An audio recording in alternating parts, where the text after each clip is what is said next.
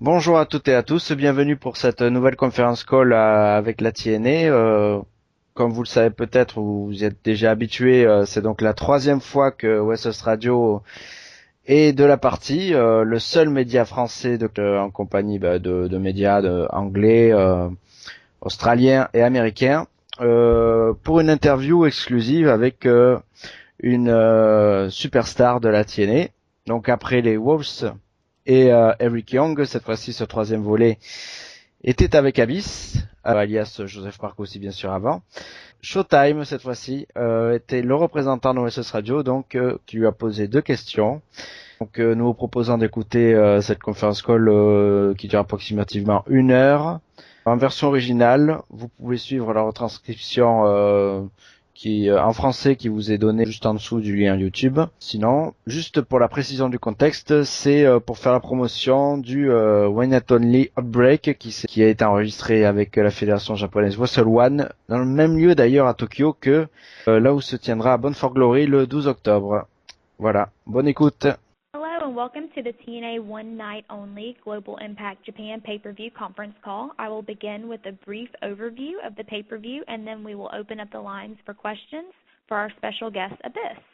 The talent for this pay-per-view include Abyss, Magnus, the Bromians, Sonata, the Great Muta, Bobby Roode, Gail Kim, and many more. TNA Wrestling presents One Night Only Global Impact Japan, premiering Friday, July 4th. As we open the line for questions in a moment, each of you will have the opportunity to ask one question of Abyss to begin. If time remains after a first round of questions, we will open the line back up for a second round. Operator, we are now ready to open the line. Our first question comes from the line of Wade Needham with ringscodes.com. Good, how are you? I'm doing pretty good. Thank you for asking. I was just curious, how would you describe the current state of TNA right now? You know, right now I would describe it as an exciting time for us. You know, we just got done completing our round of television up in New York. And I think we're really on a roll lately. You know, I think things are really starting to settle in, and some of the plans and the ideas that the company and Big and Dixie and have implemented have really started to pay off for us. You know, just dating back to Slammiversary a few weeks ago, I think we've really been hitting some home runs and been on a roll lately. The Slammiversary pay-per-view was excellent. Our TVs in Bethlehem, Pennsylvania came off really good with really strong crowds.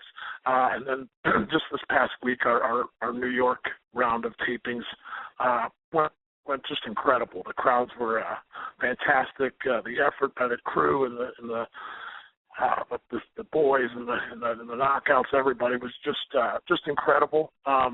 So I really think we're settling down. We're discovering our niche, and we're settling into it, and things are really positive right now.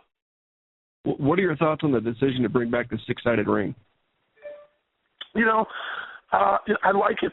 I always liked it. You know, I mean, I've been here since the company opened, and the six-sided ring was a big part of our history.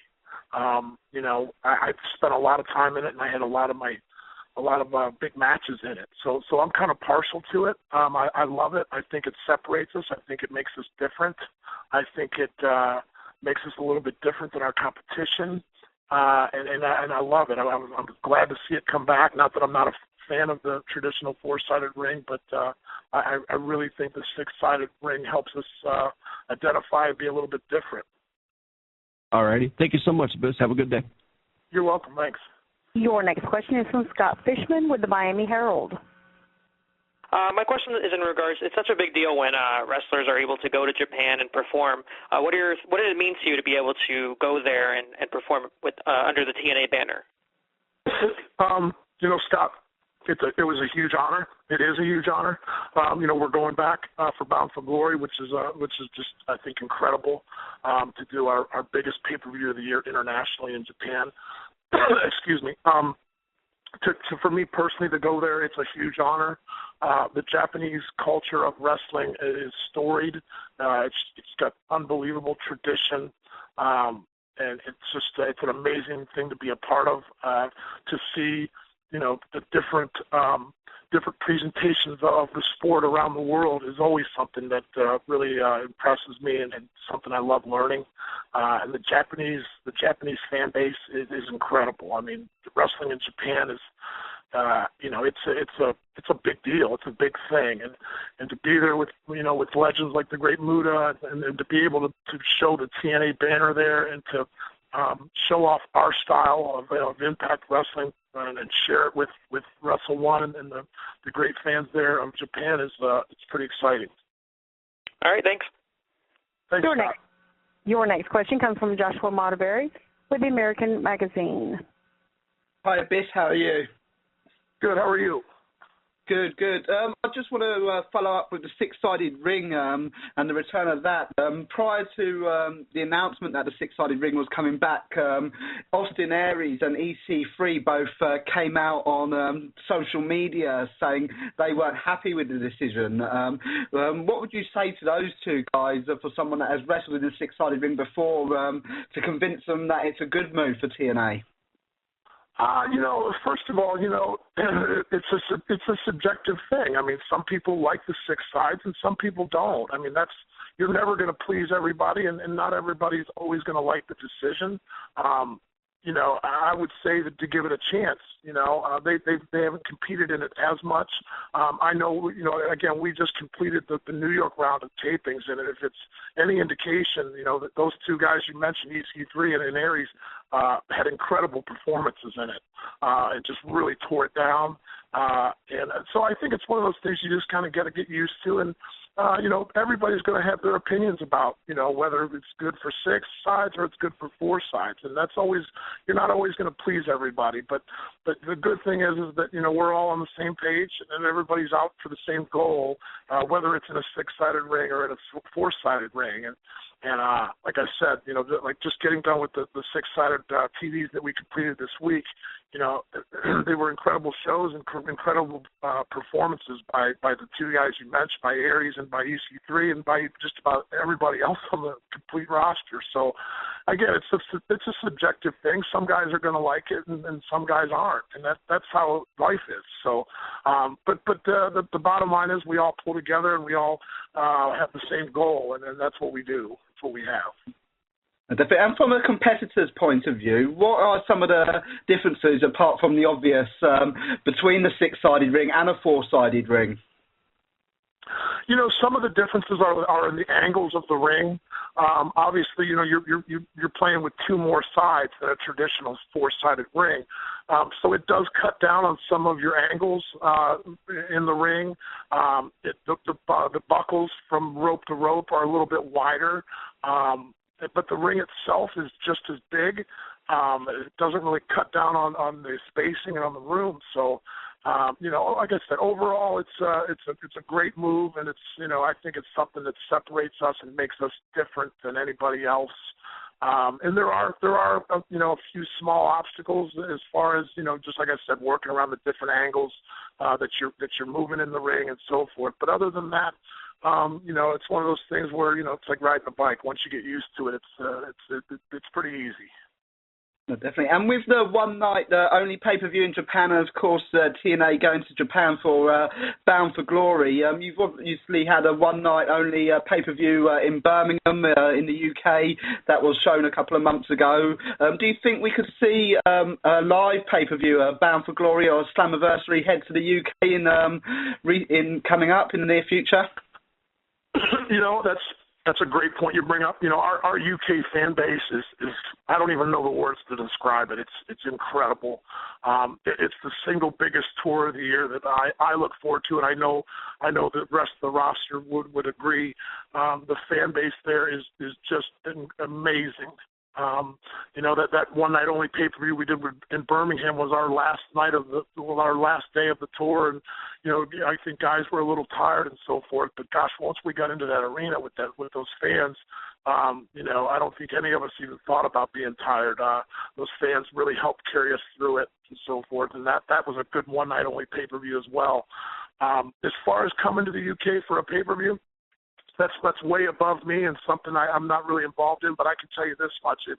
if we're looking to do something international, which I think the company, I'm sure, will look to do more and more in the future, I can't imagine the UK would not be at the top of the list. No, definitely. Oh, thank you so much, Abyss. You're welcome. Thank you. Your next question comes from Craig Hagum with WrestleHustle.com. Yeah, hi, Abyss. First time interviewer, so thanks for being my cherry. Thank you. Not knowing too much about Japanese wrestling, can you tell me a little bit about your opponent for your one night only match, Yoshi Takayama? You know, Takayama, I had never wrestled him before, and I had seen video and so forth of him, and the guy is an intense guy. He's a brawler. He's a fighter. He's a hardcore specialist. So going into it, I was a little leery. I mean, the guy's tough. He's big. He's practically as big as I am, and he's got a few screws loose. He's not afraid to mix it up and get after it. So, you know, going into the match with him, I was very trepidatious, and then you know, you got to keep your guard up around a guy like that. He's tough and he's intense, and you know, I remember when I turned on the video of his fight with Don Fry from years past, I was just amazed at the level of physicality in it, and so much respect to him, and I very much enjoyed locking horns with him. Oh, thank you. And you spoke about the UK. What about bringing TNA all the way over here to Australia? Gosh, man, I would love to, and I think you know, I know that they're working on television there. I think there's some things already happening there in Australia. I think that's definitely on a list of goals for the company, for TNA and Impact, to eventually make it to Australia, because I think we would do really, really good there. And I think it would be a great, obviously great for us internationally, just to be able to venture out into the Australian market and bring our brand of wrestling to the great fans there. I think you do well over here too. Thanks a lot. You got it. Thanks. Your next question is from Chris Latham with V2 Journal. Hi. With Japan being the king of hardcore wrestling, did you feel pressure to bring something new to the table in your match? I'm sorry, could you ask one more time, please? Okay. With Japan being the kings of hardcore wrestling, did you feel under pressure to bring something new to the match? In the Japan match, the Wrestle One match you're talking about? Yeah, I can say that. Yeah, you know, I did.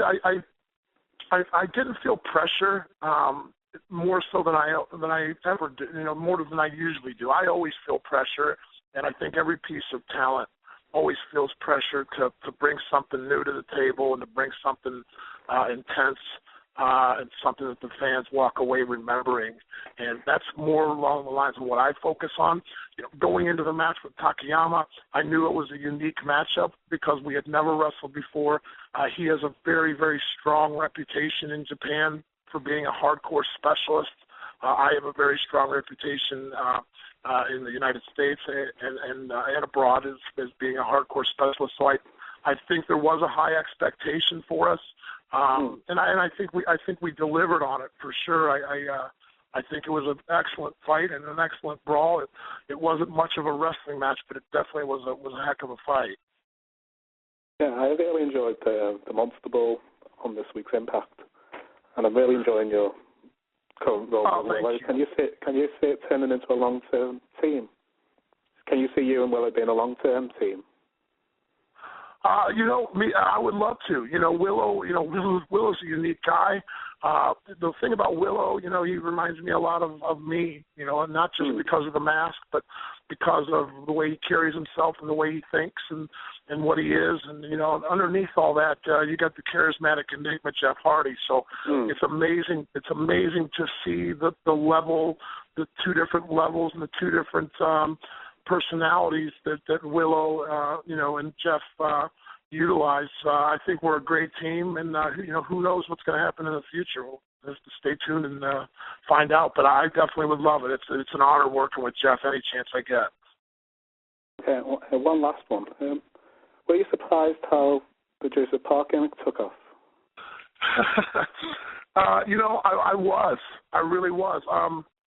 At the very beginning, I'm not ashamed to say it. I was a little afraid. I had never done a character like that. I had always been the Monster Abyss, and I always will be the Monster Abyss. But to do that character, I was very nervous at the beginning, and I really am so proud of that character. I think there was a lot of thought put into it by a lot of people. Yeah. I owe a lot of people a lot of David Lagana. Matt Conway, I think I owe a lot to. Those guys really were able to help me craft that character, and then really gave me so much support and help. I love the character. I thought Joseph Park was kind of everybody's kind of guy, just a man's man, and I think that the people. I was really happy and so honored and blessed that the fans really took to the character, and they really liked the character, and so I couldn't have been happier with how it came out. Okay, thank you. Your next question comes from Kenny McIntosh with Inside the Rope. Hi, Abyss. I just wanted to talk a little bit about, some other people have mentioned it, about Bound for Glory being in Japan this year. And there's been a lot of buzz about that, and people are really excited about it. And I just wonder if you could talk a little bit about TNA taking the biggest show of the year to a different type of crowd, and what people can maybe expect from that in October. Well, the one thing I think we're doing is the first thing that's going to be so unique about this whole thing is that, we're doing our biggest show of the year. Bound for Glory, without a doubt, is our biggest show of the year. It's our biggest pay-per-view of the year. We build to it most of the year. And to be able to do it on an international stage in Japan, one of the most storied, legendary wrestling markets in the world, in front of that Japanese crowd, I just think is so unique. To my knowledge, no other, and I could be wrong about this, but I don't know of another company that's done an international pay-per-view in Japan, to air in the United States. And I'm sure maybe it's happened, but I just really think it makes us so unique to bring our biggest show of the year and bring it international to the whole world from Japan. Like you said, the buzz around it already is incredible, and it hasn't even really started yet. We've only scratched the surface on the buzz. I think the Japanese fans are going to be very receptive to it. I think it's going to be a great showcase of Impact Wrestling and Wrestle One together, and I just think it's going to be an incredible thing, not just for us and not just for Impact, but for the entire wrestling community. I really do. And it's got to be a career highlight for you, like you say, for being essentially the first company to air a pay-per-view in the United States from Japan. And you've been with TNA for over 10 years. If you were to kind of think just off the top of your head, what are your kind of top couple of career highlights from TNA so far? Well, first of all, it's 12 years going on 13. Not to correct you, but I'm very proud of the fact that I've been there I've been there basically since the doors opened, and I'm so proud of that. I'm more proud of the fact that I've been a part of this company from basically the beginning. I'm more proud of that than any title I've ever won. More proud of that than any match I've ever had. So, I'm so proud of the longevity that I've been able to do, and I owe that to. There's a lot of people. I could sit here all day and thank a million people. There's a lot of people that I owe for some of that longevity and for the opportunities that I've been given. To answer your question, I think you asked me about what matches stand out in my head. Is that what you asked? Yeah, just your career highlights from TNA. Yeah, my career highlights. The ones that jump out at me the most would be capturing the TNA title from Sting back in 2007. That definitely was a great moment for me. It was my only world title win in Impact. It was memorable. It was against somebody I truly respect and a true icon in Sting. It was a great night. Some of the other ones definitely, Barbed Wire Massacre back in 2005 against Sabu. I'll never forget it. It was an incredible match. Again, I think that was a first. To my knowledge, we were the first ones to do it on pay-per-view live ever, to do a no ropes barbed wire wrapped ring match. It was an intense match. It was crazy. I look at the scars every day to remind me. That was definitely a special moment. But there's so many other ones. AJ Styles, I would have to say that 2005 lockdown match with AJ Styles. It's probably my favorite match ever. Probably my favorite match that I've ever participated in. You know, and AJ and I, we tore it down so many times I can't remember. But that 2005 lockdown main event, I think it really established us both as main event players for the company. You know, we delivered on an excellent match. So, you know, those are three of the career highlights, but God, I got so many, you know, working with, you know, guys over the years, Rhino and Christian and you know, and working obviously with Hulk. I mean, that was a great moment too, you know, tagging with Hulk on our live Monday night show against AJ and Ric Flair is something, you know, I'll never forget, and it's, you know, definitely a career highlight as well. Absolutely. And just finally, if you could pick your own opponent for Bound for Glory in Japan in October, who would you pick? Gosh, that's a great question. I don't know. You know, I mean, God, you kind of caught me off guard with that. You know, I'm ready for anything and anybody. You know, gosh, you know, the TNA roster is so deep, and there's so much talent there. And you know, just to name a couple guys, you know, Bully Ray would be one off the top of my head. But and then I start thinking about the young talent that TNA has up and coming, and this talent is so incredible. The Ethan Carters of the world, Bram, Magnus, the Bromans, Jesse and Robbie E. You know, I haven't had a chance to work with a lot of these guys because a lot of these guys are newer and they're new to the company, but they're so incredible. There's so much potential with all of them. So, you know, to answer your question, you know, anybody, you know, whoever wants to step up and face the Biss, I'm ready, and I'll be ready for Bound for Glory, no doubt. All right, well, thanks for your time. Thanks a lot. Your next question comes from Olivier Bordeaux with Wrestle Radio. Hi, good evening. Hello. So you're one of the wrestlers whose scars are the most visible, just seeing your arms when you wrestle. How's your body doing after so many years of hardcore wrestling, and how many years do you think you still got in it? You know, that's a good question. You know, I'm definitely feeling it. My body definitely feels it. You know, I've been wrestling since 1995, and I've been with Impact Wrestling since basically the beginning, back in 2002. So, you know, since the beginning of Impact, you're looking at almost 12 years, and with my style and Abyss's mentality, you know, it's been a lot of hardcore. It has taken a toll on my body, but I still feel good. I feel really good, and I feel I try to keep myself in good shape especially for being a very large person like I am. And I've really tried to take care of my body, but you know, I feel it. I think if you talk to anybody who's been in this business for 10 years or more, they're going to tell you the same thing. It does take a toll on your body, but I feel great. I feel great. I really feel like I've got you know, a couple good, strong years left in me, you know, and then but we'll see, you know. But you know, I want to contribute any way I can, and that's what I'll continue to do, you know, however the best way is. Thank you very much. Thanks. Your next question comes from the line of Steve Robertson with Rock and Wrestle Radio. Hi there. Hello. How are you? Good. How are you? Yeah, good, thanks. Yeah, just touching some more on the kind of hardcore elements of your career. Are there any matches or moments that you think, if you could relive your career, that you'd rather avoid, just due to injury, or? You know, there's one. I have one in my career, only one that I would still do it again, but I probably would think a little harder about it before I did it. And that was when Team 3D chokeslammed me in Chicago at Bound for Glory off the side of the stage and through the fire table.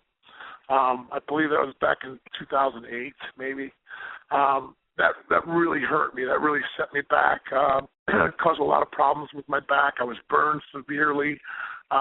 You know, I had a bruise on my back and my hip so bad the doctors told me that they'd only seen a bruise that bad on a human cadaver. So it was pretty intense. That's probably the most badly I was ever hurt. you know, in a wrestling match. So yeah, I would have to say that. That's probably something I would probably ponder a little bit more before I did it again. And you've touched on this a bit already, but was the Joseph Park character kind of born to give you a different kind of work schedule, or was it just to kind of mix things up? Or yeah, it was just to mix things up. You know, Abyss has been a mainstay. You know, I've been a mainstay in this company and been so proud of that for over a decade. That's a long time. You know, that's a long time to be in one place. It's a long time to keep a character fresh, no matter how strong the character is. 10 years is a long time. I've been so fortunate.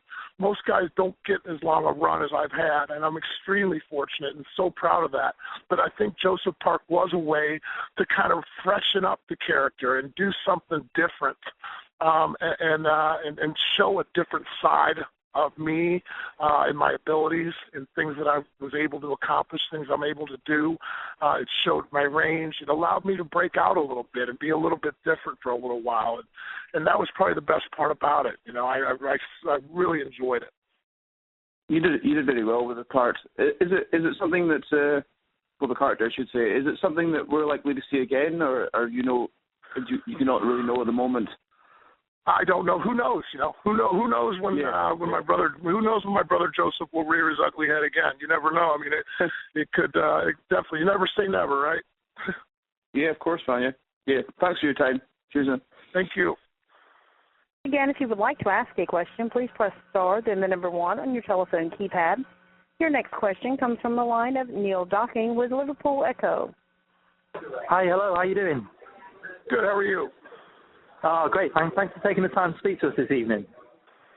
Hi. Oh, great. I was going to say, I know you touched on it a little bit earlier, but after years of performing with a mask on, how did it feel, you know, performing without the mask as Joseph Parks? Was it a strange experience at first? Yeah, it definitely was. You know, basically my entire career, I was underneath the mask. And it was definitely different. It was exciting because I hadn't wrestled with my face visible for over a decade. So it was very exciting. It was a little bit different. It felt a little weird at first not having the mask on, definitely. But it was great. Like I mentioned to the last caller, it was such a great opportunity to show a different side of me, and to allow the fans to get to know me better, and also too, just I think the character itself was really compelling, and I think it was an entertaining character, and I think the fans really were drawn to it. Did you have to think a little bit more about your facial expressions and what part they play in you know, in matches and getting across the storyline and a message? Because obviously you've got much more of a chance to, you know, show expressions, to show emotion. Sure, yeah, you know, and I really think in a weird way, I think the mask helps me over all those years, because I think a lot of those expressions and so forth were always there. You just never saw them, and they were never really allowed to come out. So without the mask on, you know, I was able to show more of the facial expressions and express myself more facially and so forth than I was under the mask. So, you know, like I said, it was a great opportunity for me, and it was something completely different for me, and you know, it worked out incredible.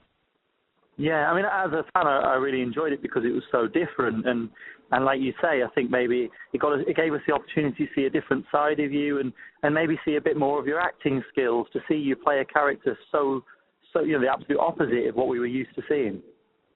Yeah, and I think that was the magic to the character, is it wasn't even remotely close to Abyss. It was so different. It was a complete 360-degree turn away from Abyss. Everything that Joseph Park was, Abyss isn't, and I think that was one of the big things that was attractive to it, to fans. Was there anybody you looked to for inspiration, or anybody you spoke to about the character? You know, I know obviously at some point you got the opportunity to work with Mick Foley, you know, a man who's famous for, you know, performing and giving us different characters under a mask and characters without a mask. Was there anyone who you looked to, you know, you sought advice from at the time? You know, I get advice.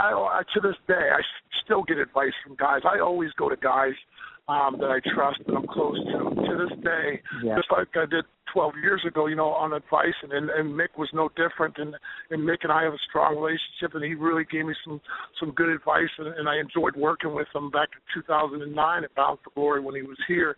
But as far as Joseph Park goes, you know, I really got to give a lot of the credit to the writers. You know, David Lagana, who I really think has a lot of Joseph Park in him to begin with. David really helped me really shape the character and form the character and allow the character to kind of break out. Matt Conway the same way. I think that the material that was given to the character really allowed the character to shine. So I'd say mostly the writers. You know, they really hit it out of the park with the character. Yeah, absolutely. Well, one more question I just wanted to ask you. Am I right in thinking that you're now the longest-serving member of the TNA roster? You are correct. We were just talking about that in New York. James Storm. The list it's a short list, but the original is, you know, James Storm, myself, Bob Ryder, Jeremy Borash, Mike Tenay, and that's really it. You know, as far as the original crew. So, you know, and that goes back to what I said earlier, you know, there's nothing I'm more proud of. No title I've won, no match that I've had I'm more proud of than the fact that I've been able to be a part of this team for going on 12, 13 years now. Yeah, that's fantastic. I mean, what keeps you motivated then? What's your goal now? You know, when you look forward in TNA, you know, obviously, I imagine that you have your sights set on another, you know, World Championship run. Yeah, you know, it is. You know, everybody in the company will tell you that's the number one goal is, you know, that world heavyweight title. You know, my goal is to continue to contribute, to continue to give fans, you know, doses of abyss that they walk away from and they're like, holy cow, that was incredible. That was an incredible match, a memorable match, no matter who it's with. You know, and also my goals as I'm getting older, I want to help the younger talent. You know, we've got some great young talent there. I mean, these guys are incredible. I just did a match with Bram in New York. It's just incredible, and he's got star written all over him. He's going to be an incredible performer in this business. Ethan Carter, the guy is all about winning, and the guy's all about getting it done and doing it the best he can. I love being around him. The Wolves, Davey and Eddie, you know, these guys, those guys are an incredible tag team. You know, these are all new guys that are coming into the company. The Broman, Spud, you know, Rockstar Spud. These are guys that, you know, I've known for a while, but they were never really in the company, and now they're kind of getting their footing in there the last few years, and they're really starting to get established. So my goal is to continue to perform at a high level as Abyss, and to help the younger talent to reach their goals, because if they reach their goals, then we're going to reach our goals as a company. Okay, brilliant. Well, thank you very much for taking the time to speak to us this evening. Thank you. Your next question comes from Jorge Rebello with Wrestling.pt. Hi, Chris. Hello. First, I want to say I'm a big fan, and I've been a big fan of your work, especially what the work you've done, the difference between Abyss and Joseph Park. It's incredible. It's Oscar-worthy, and as a TNA fan, I really thank you for your work. Thank you so much. Thank you. I thank you. But my question is mostly about TNA future and your future, and I would like to hear a bit from you. What do you think it's coming from TNA? I've read wonderful news about the New York TV shows. I don't want to spoil anything, but what do you think it's in the future for TNA, and what might we expect from Abyss? Well, as far as the future of the company goes, I think it's exciting. I think there's so much to grasp onto right now that we're doing that's so positive. And I flash back to Slammiversary, you know, a few weeks ago, and I think ever since then we've really been on a roll. We're doing a lot of tapings in a single shooting, which is I think stressful sometimes. But the crew, the wrestlers, the production and TV and everybody has just pulled together. It's been an incredible team. We're a team, and we truly are a team, and we work hard together. We all have the same goals, and that's to put out the best product that we can for the fans. I think you're going to see a lot coming up this year. We obviously announcing that Bound for Glory in Japan is in Japan. I think that right there should tell you kind of where the company's going. We're going to be branching out. We're going to continue to grow our brand worldwide. We're going to continue to bring great tapings and great television shows to the fans that come out. And I think you're going to see us move around. I think that the Bethlehem televisions and the New York TVs have really showed us that we can get out and we can be successful. We can really hammer this product out in a great way. I think you're going to see a lot of stuff coming up this year. Obviously, we have our international tours in January of the entire UK.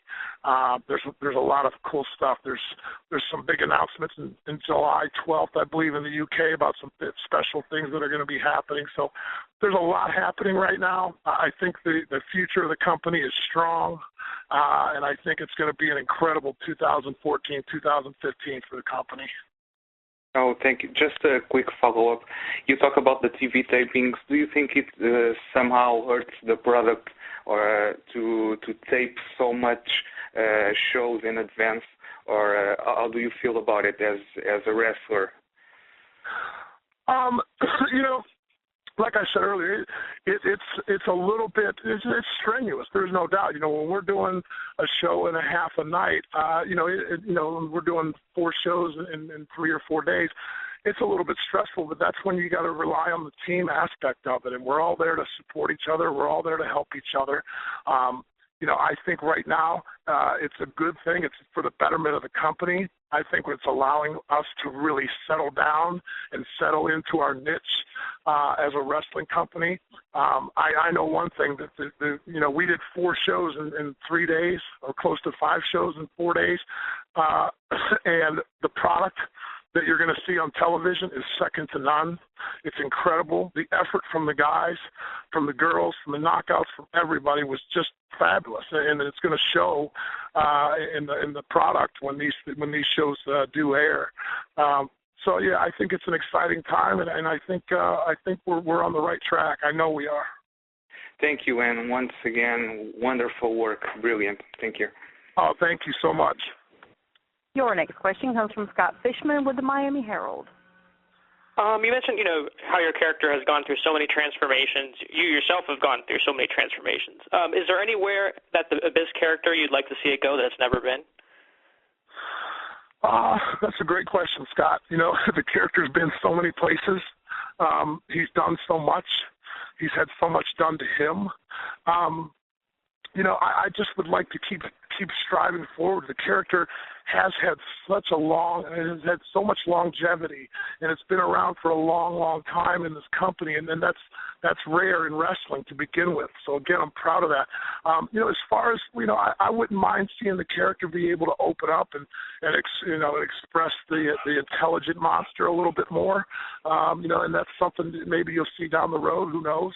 But other than that, I just want to keep plugging away and doing what Abyss does, and giving the people a product that they can walk away from and say that, wow, that was special. All right, and you mentioned the influx of young talent right now in TNA. Now being that that veteran in the locker room, when you were coming up, you had so many great veterans in the locker room. Is there one piece of advice that you give them, or if they came up to you that they asked for advice, is there something that you pass on to them? That's a great question. And you know what I always tell those young talent?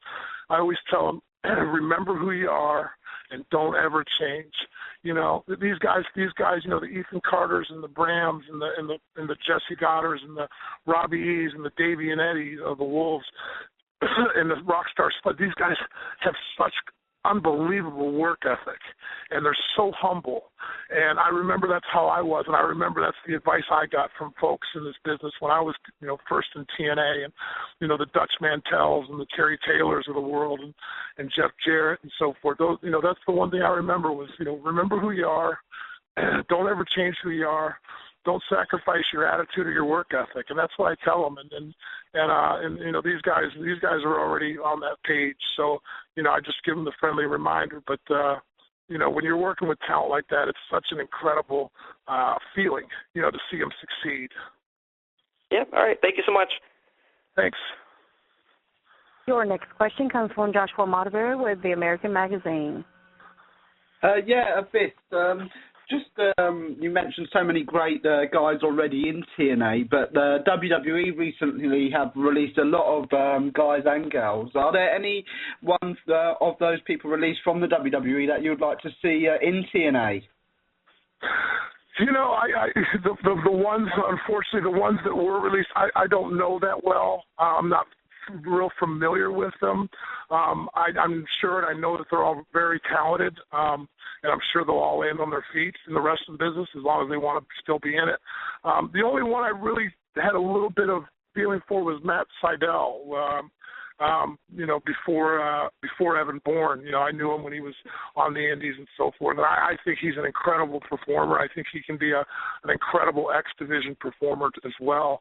But other than that, I really don't know. I don't want to answer because I really don't know the other talent that well.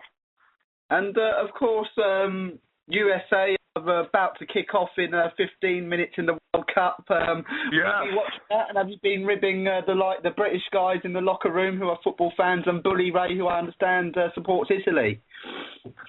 Yeah, I'll tell you what, Bully Ray, for those of you that don't know, Bully Ray is a huge European football soccer fan, which I never knew, but he's very versed and very knowledgeable in the sport. We have Magnus and Bram, I know, in the locker room who are excited about it. And I'll be honest with you, I'm excited about it.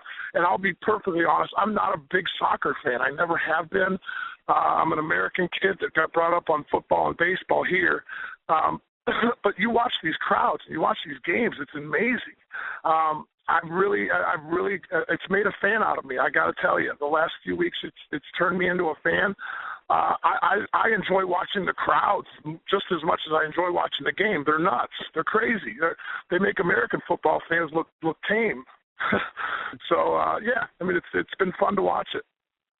Definitely. And there's I don't know if many people are aware, I'm not even sure if you're aware of this, but on the Impact Wrestling website, when you go to the roster section, it's still got you as the television champion. Do you think we'll see you back out with that belt anytime soon? Who knows? Who knows? I got it hanging proudly in my wrestling room, and like I said, who knows? I am still officially the TV champion, and like I said, only the time will tell if I return with it or not. No, definitely. Oh, thank you so much, Abyss. Thank you. Your next question comes from BJ Blaze with TNAnews.com. Hey, Abyss, how are you doing? Good. How are you? I'm great. I wanted to know what were your thoughts on working with Eric Young as Joseph Park and kind of Abyss? That's a great question. I loved it. I absolutely love it. I'm not ashamed to say, Eric, I've known Eric for, 14 years.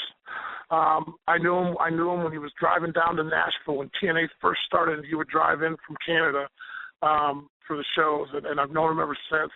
He's a dear friend. You won't find a more quality human being in the world than he is.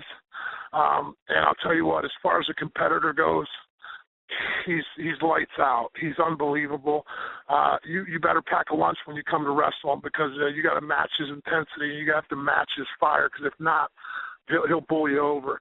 But working with him as Joseph Park was incredible. I thought it was the modern-day Odd Couple. I thought that we really played off each other great. I thought it was highly entertaining, and being close to him anyway, it was really fun to actually enjoy that and do some of that stuff. The Bound for Glory series stuff that we did, and a lot of the stuff that we did on TV was just It was so fun. And then, transitioning into Abyss, doing the Monsters Ball like we did in Glasgow, Scotland on Impact, that showed a different side, and we beat the heck out of each other for 20 minutes there. So, I enjoyed all the way around. He's an unbelievable competitor, and he's an unbelievable person. And how do you prepare for hardcore matches? I've always said you have to prepare for it. You have to throw caution to the wind. My biggest thing I always say, it's not a matter of if you're going to get hurt. It's a matter of when, because you are going to get hurt. If you're giving all yourself to the match, in a hardcore match, in a Monsters Ball, for example, it's not a matter of if you're going to get dinged up. It's a matter of how bad and when. And you have to go into that with the mindset that, you can get hurt. And that's my biggest problem with the experts and the pundits and the folks out there that label it as contrived or fake is what we're doing. It's anything but. We can die in that ring at any time, and it's happened, unfortunately, over the years in the history of wrestling. Stepping in that ring, we risk our lives every night. So, especially in a hardcore match, you just have to gear up, and you have to be careful, and you have to accept the fact that you're going to get hurt. All right. Thanks for your time. Thanks. Your next question comes from David Dunn with NZPWI. Hi there, Abyss. Just to touch back on the future of TNA wrestling. It's been quite an international conference call today, and obviously with Global Impact in Japan and Bound for Glory, the UK is a very strong market for TNA. Do you think, as you were mentioning, later this year into 2015, we'll see more and more global diversification when it comes to TNA, or is Nashville in the United States always going to be sort of the home base for the promotion? Nashville is the home base for our corporate offices located in Nashville. But that's really it. As far as taping, as far as what we do, Nashville is not where we do the tapings and so forth. We've moved them out. We've spent a lot of time in Orlando at Universal Studios, and now venturing out more strategically in, like I said, Bethlehem, Pennsylvania a few weeks ago, in Dallas for Slammiversary, and then in New York City at the Manhattan Center this past week. So, I think you'll see us, like, again, as 2014 unravels and we get into 2015, I think you're going to see just a lot of movement. I think we're going to move around. I think we're going to be doing some strong things. I think we're going to be, we're back in the New York market in August, and then Japan, leading into our Japan pay-per-view, Bound for Glory. So, I just think, stay tuned. I think you're going to see a lot of movement, a lot of really unique, special things from the company coming up. Your next question comes from Olivier Bardot with Wrestling Radio. Yes, hi again. So recently, after your breakup with EY, you decided to change your mask. So I wondered, why did you decide to change the design of your mask, and does it have any special signification? The special significance of it is I designed it along with a designer out of New York City who's pretty versed in it and does a lot of off-Broadway designs for Phantom of the Opera and stuff. So it was kind of a collaborative effort. As far as changing it, I just wanted to, I was coming back as Abyss, and I wanted to portray kind of an updated version of how I saw the character and how I pictured the character. So it was a little bit of just, like I said, refreshing, and along with just having a chance to design something together with the person who made it for me. Okay, thank you very much. You got it. Your next question comes from Wade Needham with ringscoops.com. Hey, Abyss, looking back at your angle with Hulk Hogan a few years back, what are your thoughts about how it went from a creative standpoint, and can you describe how it was to work with Hulk Hogan?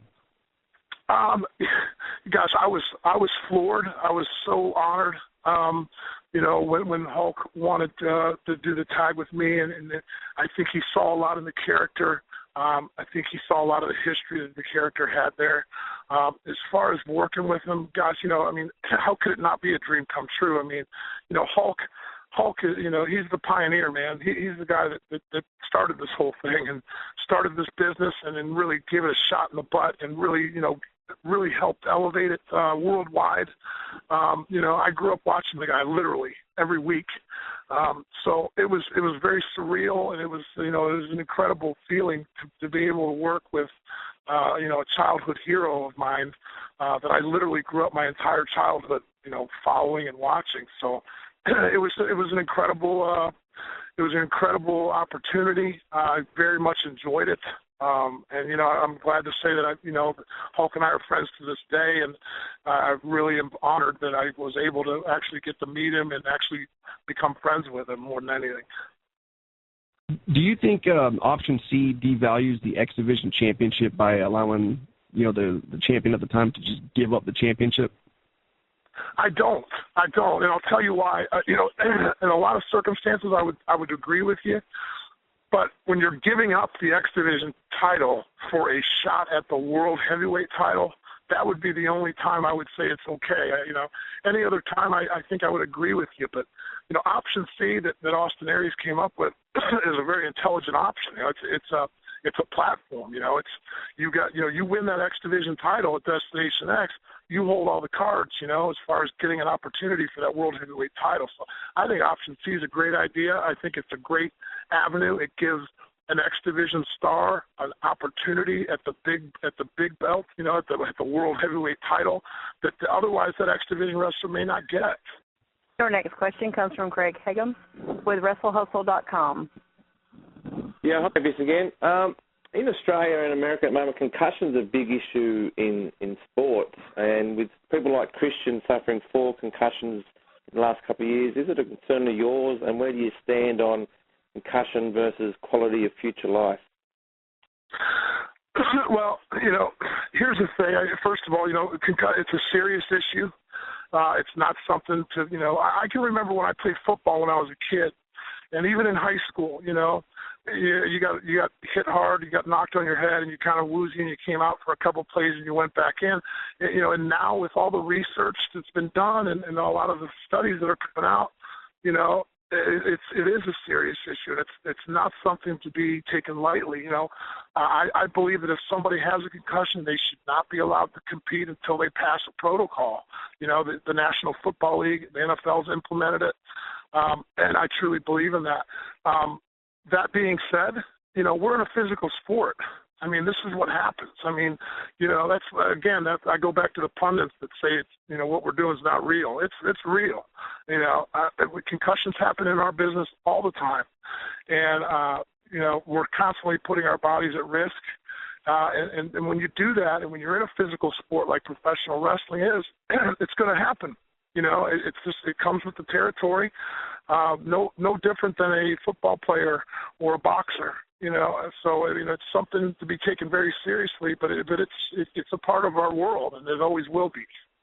We've got an issue here with an Australian footballer who's had 4 concussions in 1 year. How many concussions would you think, okay, well, that's it, I better look at a different option for a career?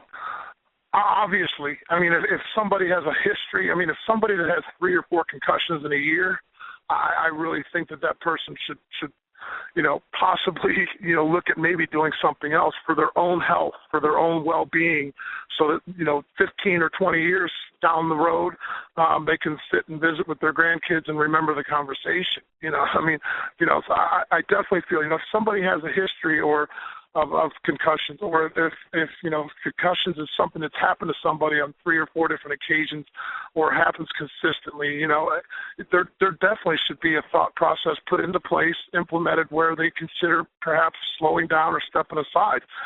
Troy Aikman from the Dallas Cowboys. Troy Aikman, he had 5 or 6 great years left in him as an NFL quarterback with 3 Super Bowl rings under his on his hand, and he retired because he had 4 concussions in a year and a half. After a while and after a certain amount of history with a concussion, you have to sit back and you have to reason with yourself and perhaps look at stepping down and stepping aside. Is it a concern of yours with the way you wrestle? No, I've been very fortunate. I've had some very deep cuts on my arms and very deep cuts on my heads, and I've banged up and bruised and broken bones and everything. But as far as concussions, in 12 years, I think I've had 2 in 12 years that were minor concussions. I've been very fortunate in saying that, because it can go, it could have very easily been different, and especially with the level of physicalness that I wrestle with. But I've been very fortunate, and I haven't had the issues. If I would have had the issues, if I would have 5 or 6 concussions, I probably would have been forced to probably slow down by now, and unfortunately I haven't had that. All right, thanks for your time. It's been a pleasure to talk to you. Thank you. And our last question comes from Steve Robertson with Rock and Wrestle Radio. Yes. Hi again, Abyss. Hello. Yeah, I just wanted to take you back. You talk well, obviously, of the new younger talent coming through TNA. If absolutely had to, if you were forced to say, who would be your kind of top pick to do an angle or a promo with the young guys coming through just now? Gosh, man, I'll tell you, any of them. I'm currently, I'm wrestling with Bram right now, and this guy he's an up and coming star. He's going to be a big star in this business. He is an incredible athlete. He's got a great mind, body. He moves well in the ring. He's intense. I really enjoy working with him. Ethan Carter's the guy I would love to work with. He's a very smart individual. His body is in great shape. He's an excellent performer. He's another one. The Bromans, Eddie and Davey from the Wolves, Rockstar Spud. I keep mentioning these guys, but they just left such an impression on me early on, So any of those guys, I would love to do a program with any of them. Yeah, it's truly an exciting time for teenagers now with the amount of new talent coming through. And at the same time, I think that guys like yourself and James Storm are really being really well utilized at the moment. Yeah. Definitely, man, definitely. Do you think that you might that there'll ever be kind of things that might bring back some guys from the past, such as I really enjoyed the stuff you did with Dr. Stevie a few years ago. Sure. Yeah, I'm sure, you never say never, and you never really know what's going to happen in this business. That's what's one of the great things about it, Who knows what next week brings? As far as guys returning, who knows? Your guess is as good as mine. I personally, I love, Stevie Richards, Dr. Stevie. I really enjoyed that program and everything that we did together. He's another guy, just a very intelligent person, a great guy, and a really good competitor, an intense competitor. Yeah, that's great. Thanks for your time. It's been great talking to you today. Thank you very much. Thank you all for the questions and your participation in the call today. A reminder that One Night Only, Global Impact Japan, premieres this Friday, July 4th. And I would also like to remind you guys that we have a major announcement for the British and Irish fans at the London Film and Comic Con on Saturday, July 12th. Thanks, y'all. Have a good day. Et donc voilà, c'est fini donc pour la conference call. Donc n'hésitez pas à réagir sur tous les supports, les médias sociaux, le Facebook, Westeros Radio entre parenthèses officielles, ou nous écrire par mail à westersradio@gmail.com, ou sur le forum Westeros, ou par Twitter @Westeros Radio. N'hésitez pas, avec même un petit hashtag ConfCallAbyss. Voilà, on va lancer ça, tiens. Rendez-vous pour un prochain numéro. Donc ce sera sans doute le mois prochain, on vous dévoilera bien sûr quand on saura avec qui on sera. Voilà, ciao.